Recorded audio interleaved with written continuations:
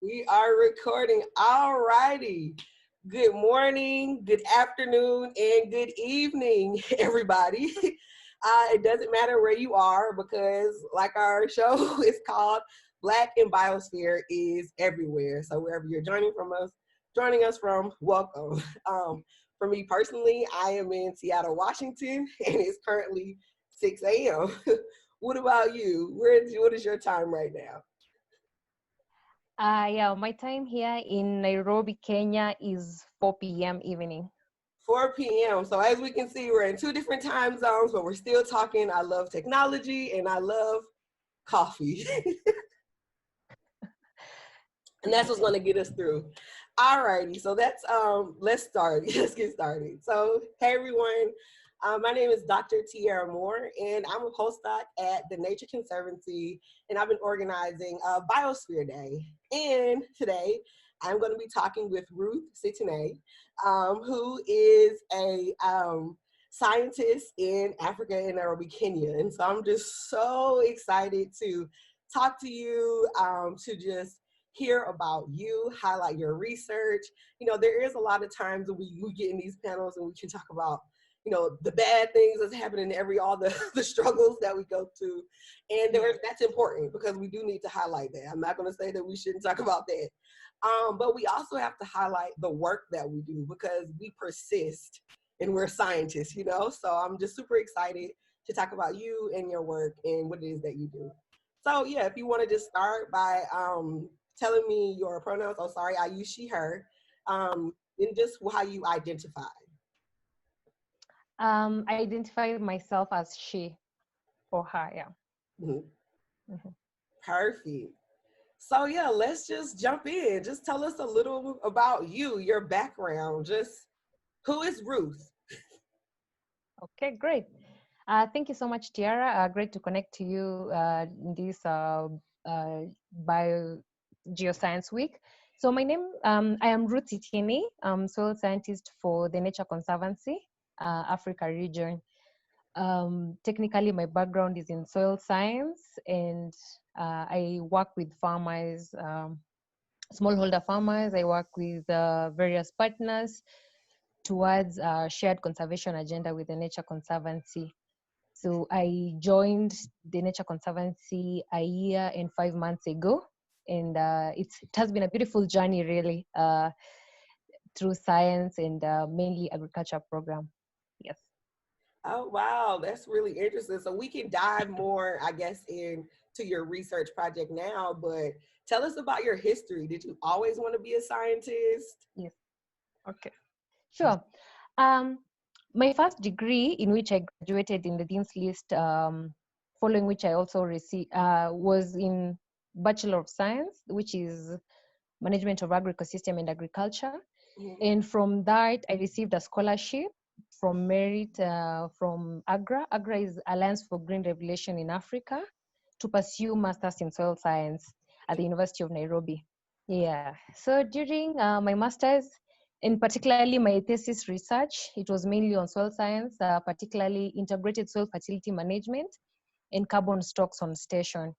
So through this journey of data collection, compiling my thesis, I gained experience, and I also gained research experience, which led me to it formed a foundation to my first job Mhm. at SGS Kenya. SGS is an international private company that leads on standardization, testing, and inspection.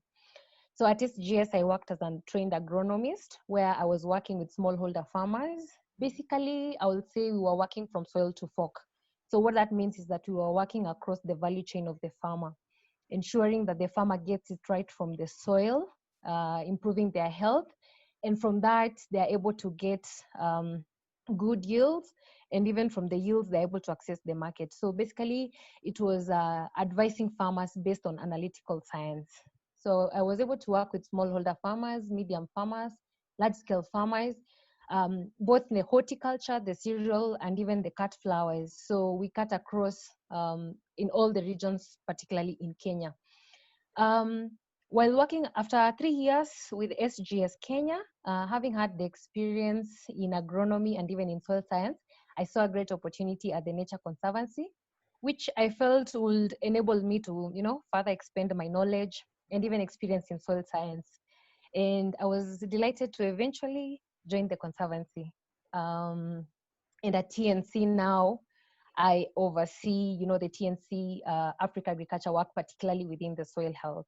So I continue with the same in terms of working with farmer networks and partners, where I support, the deployment of soil condition and participatory process to identify suitable agricultural soil management and putting in place appropriate monitoring framework.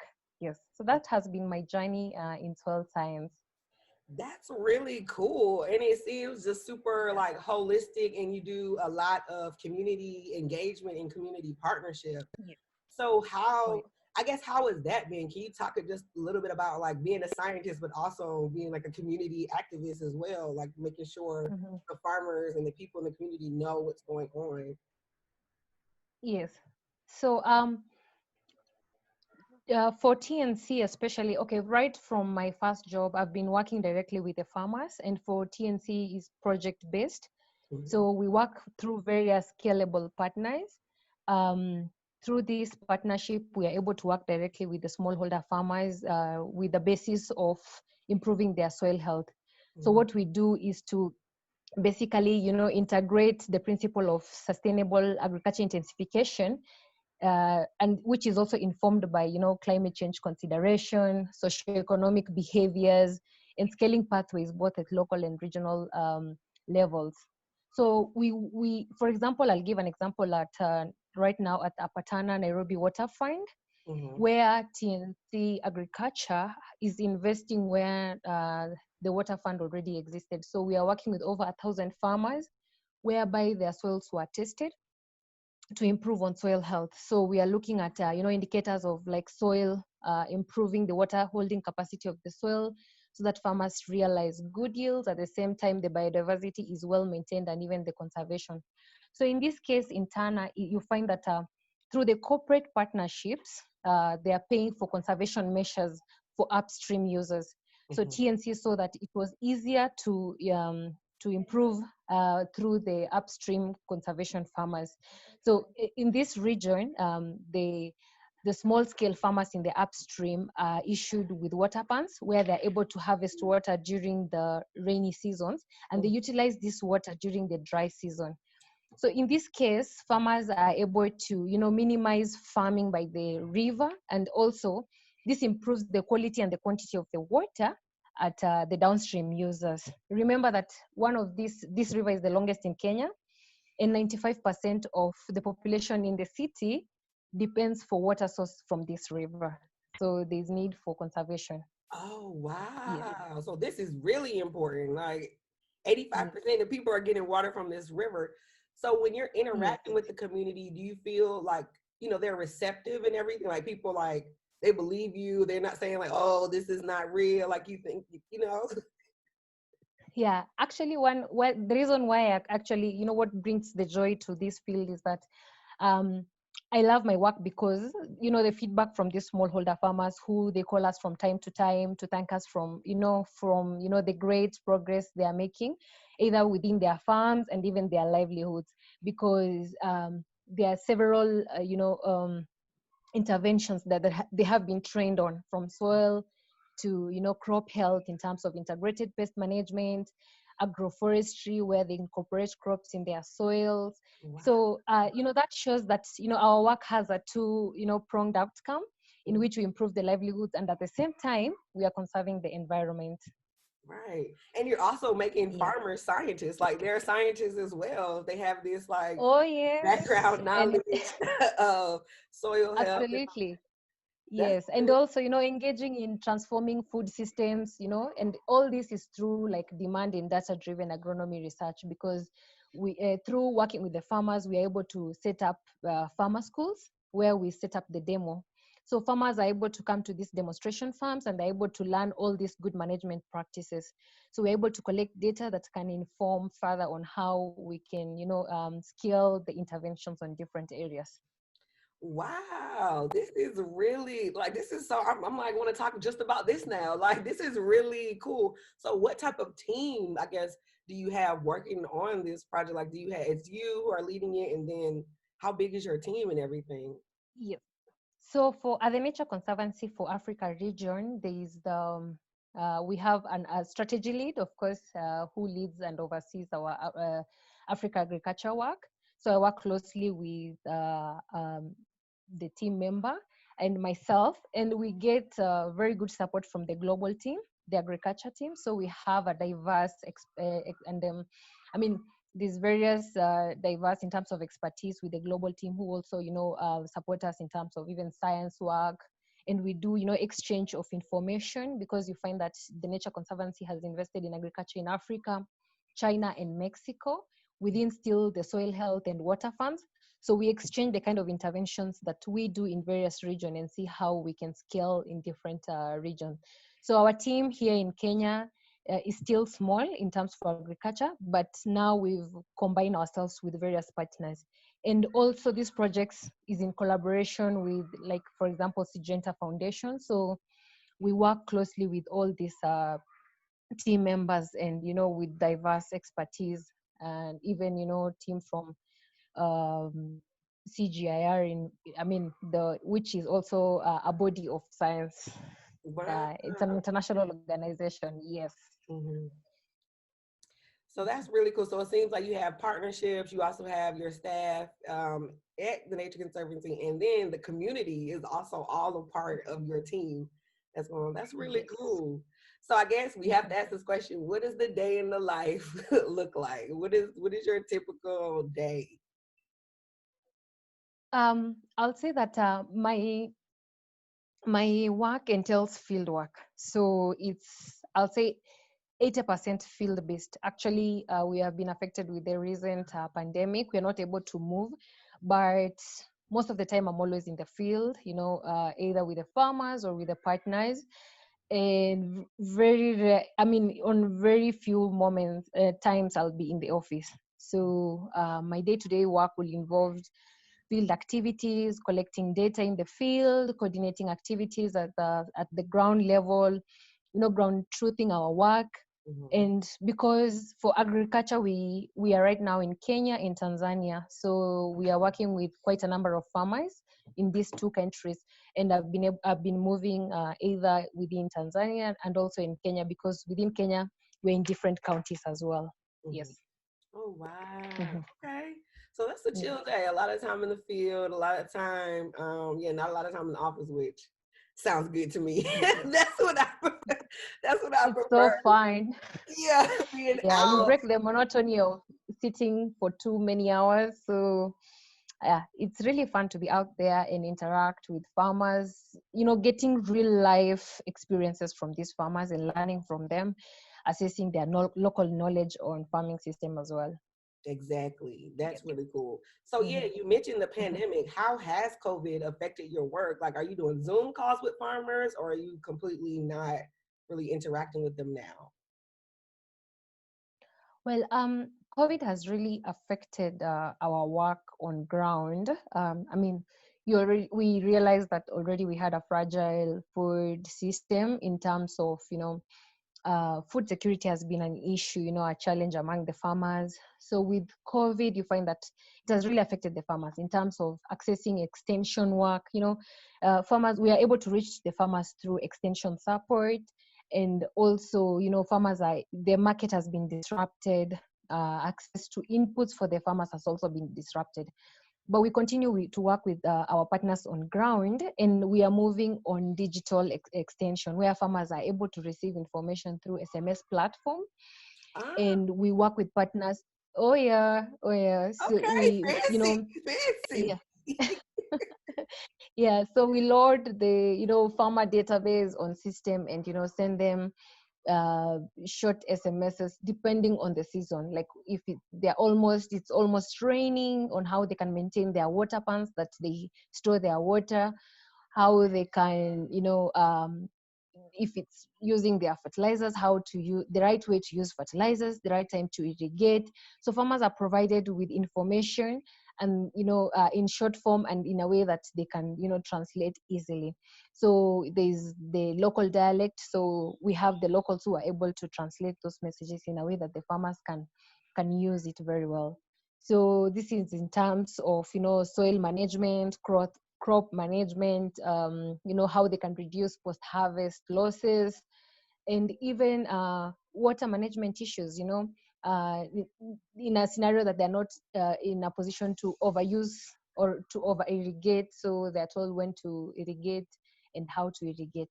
Yeah, those kind of things.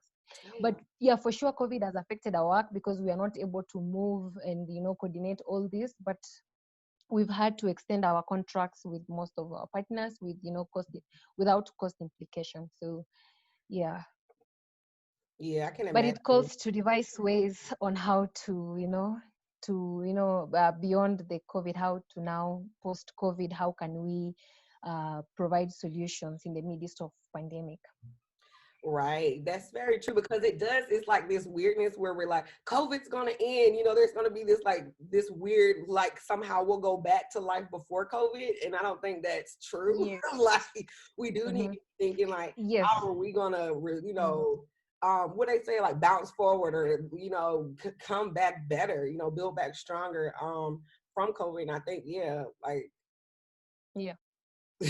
what do we got to do? Because we're not going to go back to what it Yeah. was. We have to be forward thinking, Uh-huh. travel and interacting with communities and things. It's going to be much different. So, yeah. Yeah.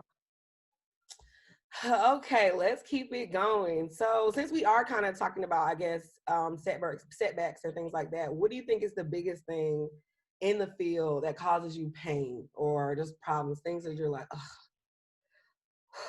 why is this happening? What's going on? Yeah. Well, yeah, in the field of soil science, I'll say sometimes there are pains like, navigating in a male-dominated industry. And at the same time, you realize that for the course of soil science, there few women who are pursuing soil science. People have perceived the course as, a tough course, and you have few people engaging in it because it's too technical. Mm-hmm. So I realized that probably it's how we communicate as scientists out there. If we could make it, a way that could attract the young people, for the future, who can take over from the scientists who started good work before. Yeah. Right. You do make Mm-hmm. a really good point because yeah, soil science has kind of like a bad name. It's like, oh, it's like a stuffy thing and Yeah. nobody, it's like old white men. Jargons. Yes. So Oh yeah. Oh. why do you think why? Because honestly, Mm. I mean, meeting you and like seeing you, and I was like, oh my gosh, like here's a soil scientist, a Black woman. I got super excited. So I can imagine, you Yeah. know, students like, kids who are thinking they don't even know they can be Mm-hmm. soil scientists, So like what Yeah. is it? Like what could we do? And this is off the spot because I Mm-hmm. didn't even think about this question before. Like what can we do to kind of change the tone, or like I don't know, like why does it have such a bad rap? Like, do we need us just on flyers? Like, soil science is cool. Like, what do we need to do Yeah. to change how people are talking I think yeah. Yeah. I think it starts with enrollment in schools, how we deliver this, the work in soil science. People look at it as dirt. When in school doing the practicals, so it's how we really bring it out. But in today's like even for the farmers, when you talk of soil health, when you're talking to them on how they can adopt soil health practices, what is the incentive that is involved? about? So with these farmers, introducing incentives to them so that they see the benefit of adopting soil health practices in the first place. And there are things like soil carbon financing. How can we generate a business case for soil health? And beyond the dirt. So I will look at it also in terms of farmers will want the incentives, and then the policymakers will want something that they can work with. Mhm. So the policymakers will want to know which interventions are multiple objectives that are given, the trade-offs between farm productivity and environmental impacts. So on how we can convince and bring it out and let the farmers know that when you adopt soil health practices, these are the benefits that come, because it should be a holistic approach in terms of environmental, social, just the same way we say improving livelihoods in the planet. Right, Yeah. right. Mm-hmm. So what do you think as a student going through classes and Mm-hmm. learning about soil science, what do you think kept you interested and engaged? Like why didn't you leave out of these classes? What do you interest you the most? I was passionate about being out there in the field, learning different things from collecting the soil samples. I think it's so fulfilling and gratifying. Mhm. I mean, in terms of, you're collecting data to, answers questions, and these questions could be answered in a meaningful way. And then what is more interesting in that is that if these answers are found in the universe and even in the planet, it's like magic. It's, it's joyous. And then I think also work this part of science work is really tedious. When you think of collecting soil samples, going to the lab to do the analysis, Yes. I mean, it's quite a long procedure. But when you think of the aftermath and what this is going to inform and even change livelihoods, it's really exciting. So it's really fulfilling, because the journey could be long and hard, but the end goal is really, I find it so gratifying. So, I would definitely agree, and I love how excited you just got talking about about it, because it's funny. Like, I think mm-hmm, that's why it's so important to highlight what we do as scientists and mm-hmm, to really show mm-hmm, our passion. Because to go mm-hmm, through, like, when we were talking about being, working in male dominated places, working in places that aren't the best, but we still mm-hmm. stay there because we really like what we do. Like, we want, Yes, yes, yes, we want to yes. be scientists. We're excited about dirt for some reason. Like, this is what we want to Absolutely. do. And then, especially with the work that we do, like right now, the Nature Conservancy, I mean, my interest has continued to lie in, improving the livelihoods of the communities.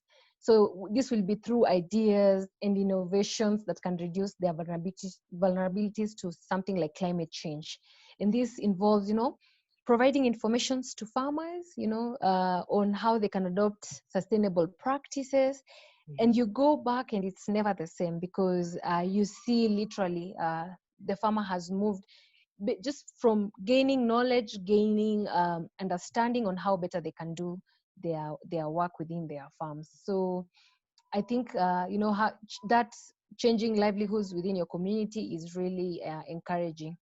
And also, if you look at Africa as a whole, it's a net importer of this agricultural produce, and yet we have a diverse, resources, and I mean, with varied benefits to the man and the ecosystem.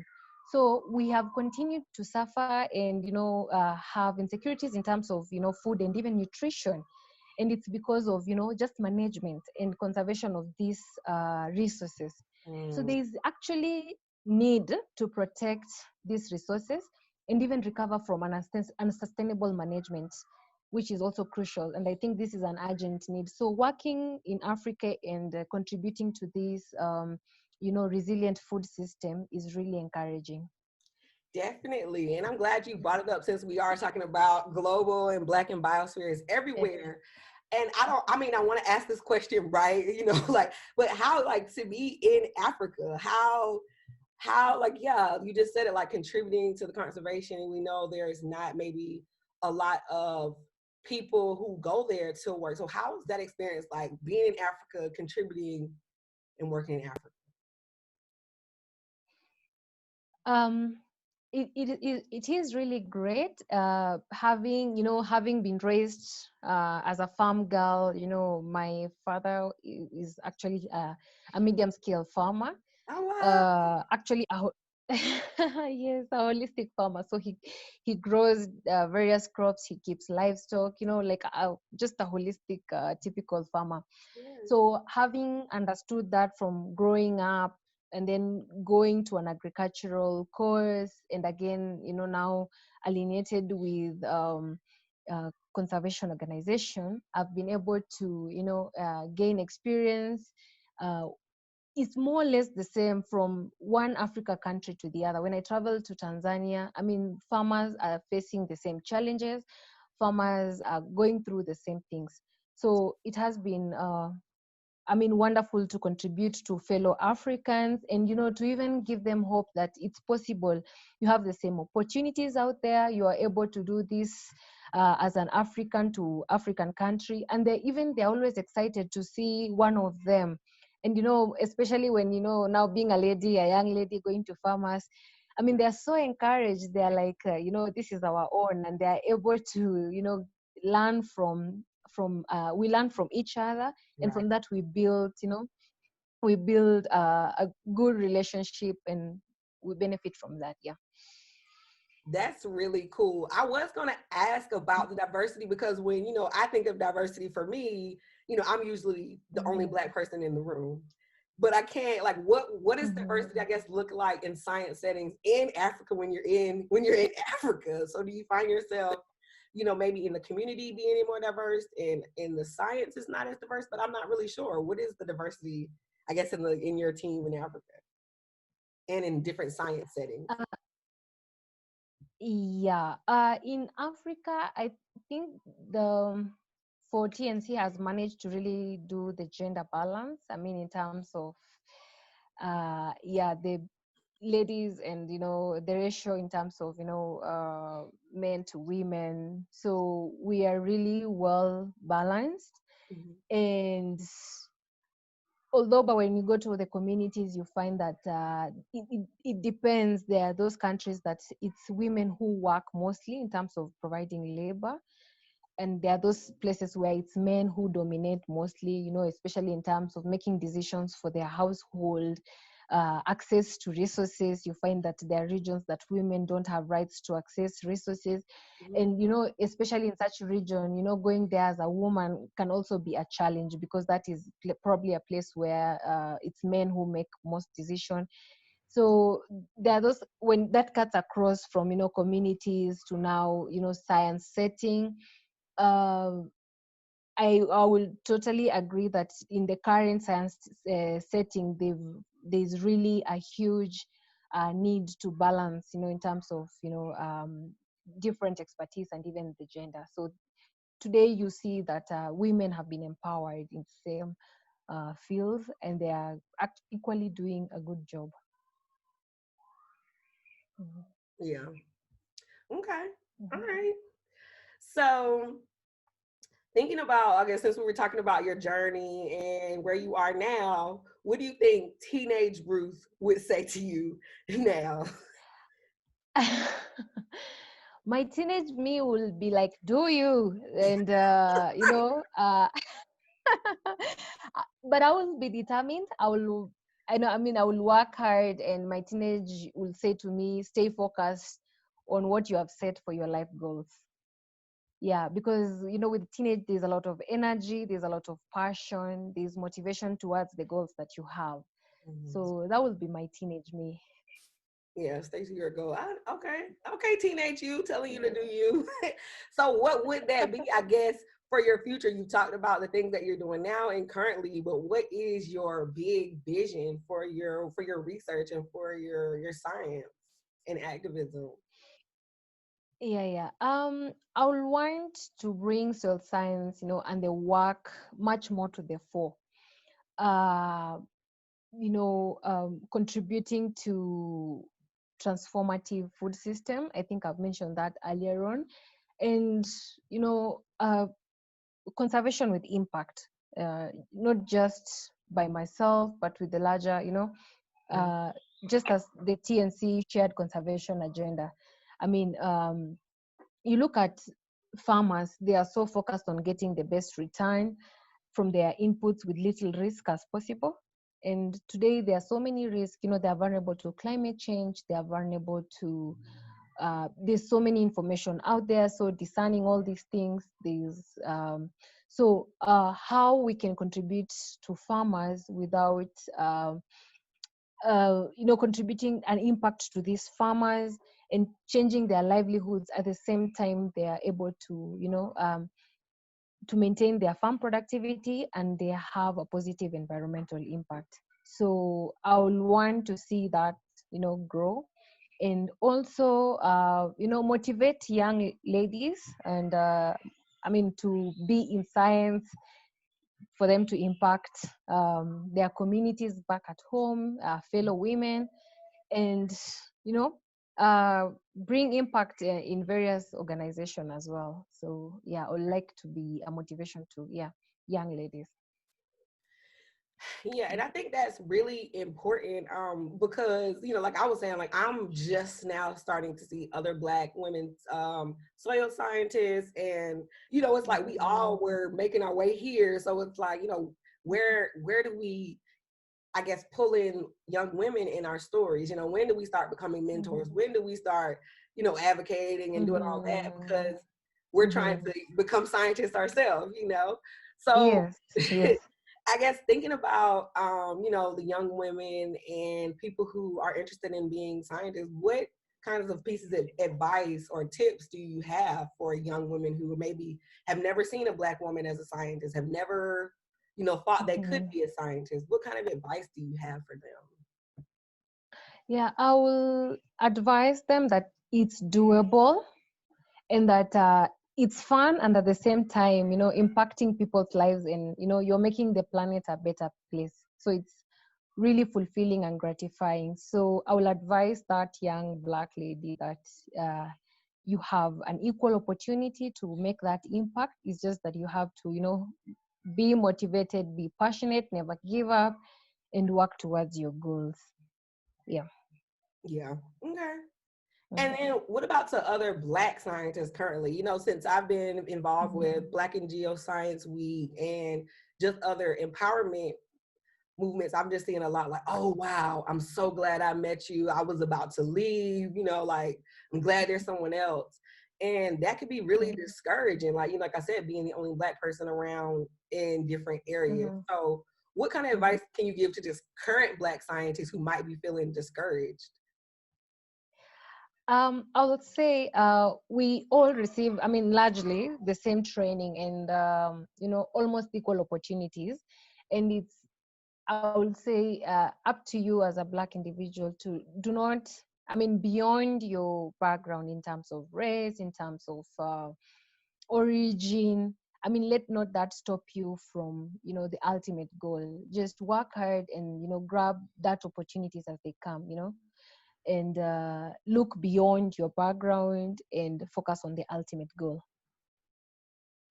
Definitely. I definitely think like thinking about goals is really what drives me personally. But I also want to Yes.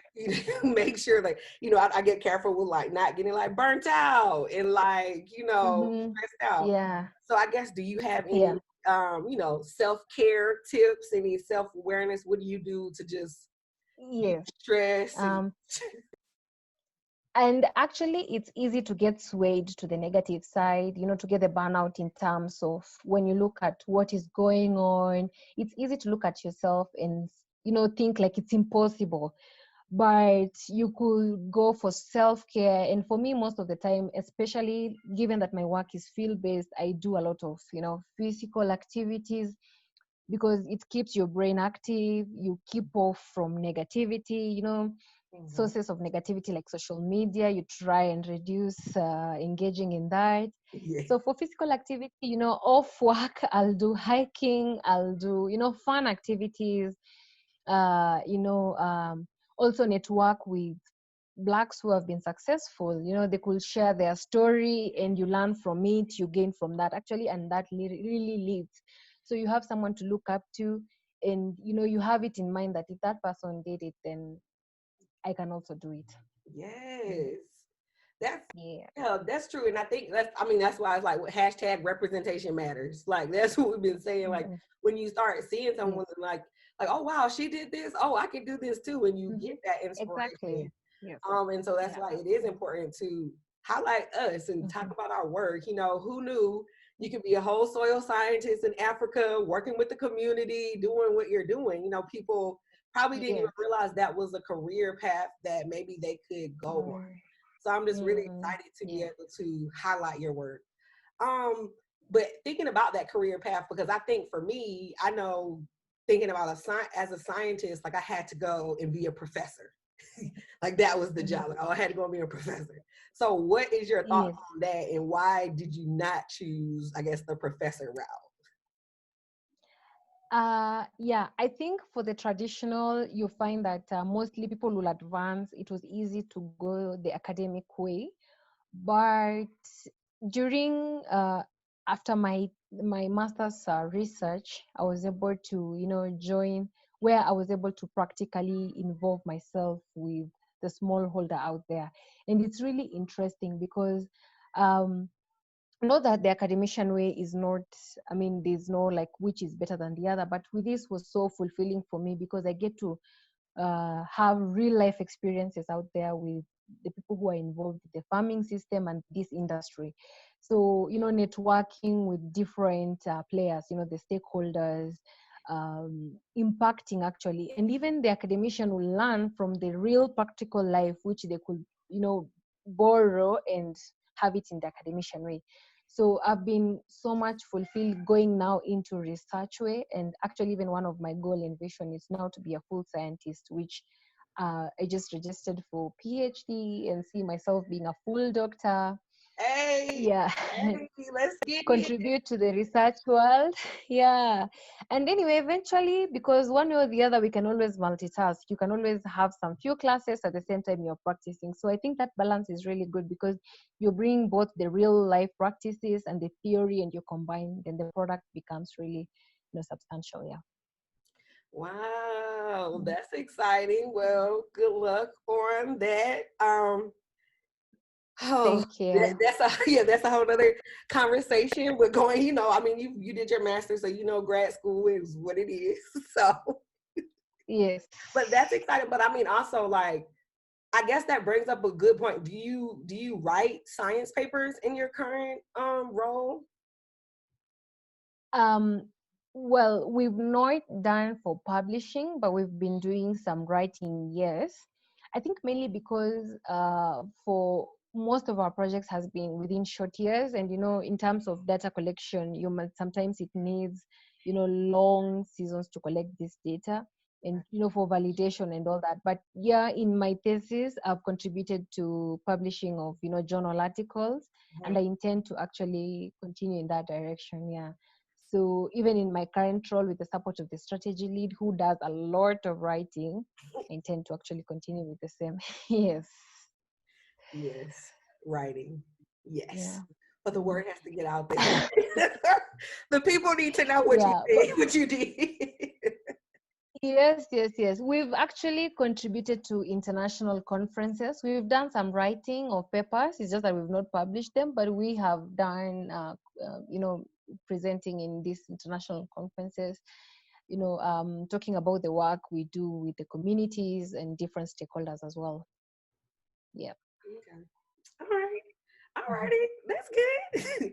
Yeah. So I guess so we did the question about teenage you, but what do you think retired you is gonna say to you? What do you think right the retired you will think Aha. all your working day? That's a good one. I think my retirement will be like your work and career are an opportunity for you to impact people's lives, Mhm. and also to live to live the to live a healthy planet, especially for the future generation. So the retired me will be grateful for the impact I've had, and especially on contribution towards on how can we leave this place a better place than where we are, considering the future generation. Yes. Mhm. And so I guess with Yeah. that, thinking about just the future and the impact that you want to make, I guess, what if you could change anything? You know, you had a magic wand. What in the field? What would you change? Like, what would you make different in the field? What would be what you did? Within my field, I'll still be in soil science. It's just that now I would love to see soil and the work within soil health, much more to the fore. I think I'd mentioned it before. You find that soil health is really one of the fastest and hottest trends currently in the food systems and farming industries, because I think everyone has realized that it makes a huge difference when you get it right with the soil. So what I would wanted, to change is, how we communicate this soil health out there. Because for people who are not in this field will not understand us if we do not communicate right. When we talk of, carbon gas emissions, I think policymakers want the exact measurements. They don't just want, the jargons probably we use. So it's being straightforward in terms of communicating, bringing out more of our work, because I know soil scientists, they really contribute a lot of work towards, healthy people and even planets.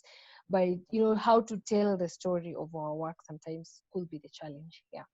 Right. Right. And we've seen this this increase in SciComm, science communication, people making TikTok videos, people doing little things to really grab people's attention.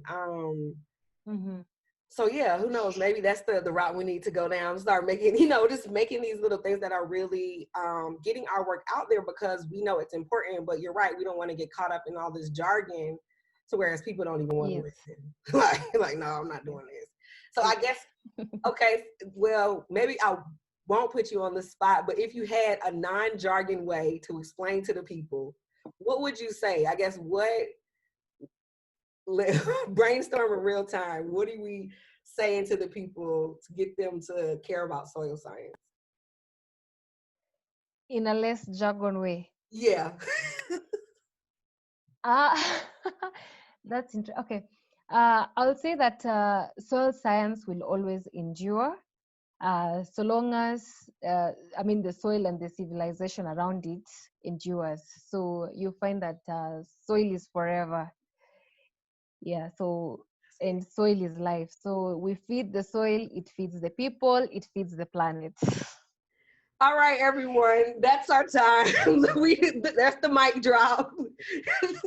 Soil is life. I mean, you're right. Like I think that's the least jargon you can say. Like, we have to protect the soil, because the soil then in turn protects us. Yeah. And that's it. That's all. Yeah. Thanks, Ruth. Thank you, Tiara. That was fun, and oh my gosh, thank you very much. Thank you. I am so excited about this. Hopefully, everyone, you enjoyed. You learned something about soil scientists. You learned something about Ruth, awesome Black woman doing excellent things. You learned a little bit about Africa. Maybe go look on a map if you don't know where she is. Maybe I'll try and plop a map up here in the video. But yeah, y'all, Black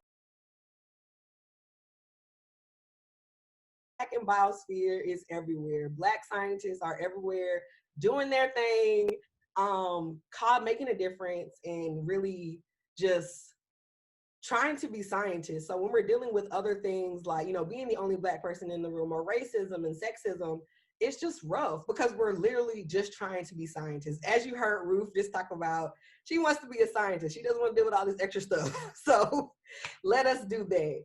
Thank you so much, Ruth, for spending this last, I guess, I don't know, not a full hour with me. And I am so excited to just hear more about your work. And who knows, maybe I come over to Africa and work with you in the future. That would be so awesome. You're welcome anytime. Yeah. Thank you very much, Tiara. Thank you. All righty, y'all. Thank you. Stay tuned for more Black in Biosphere, Black in Geoscience Week.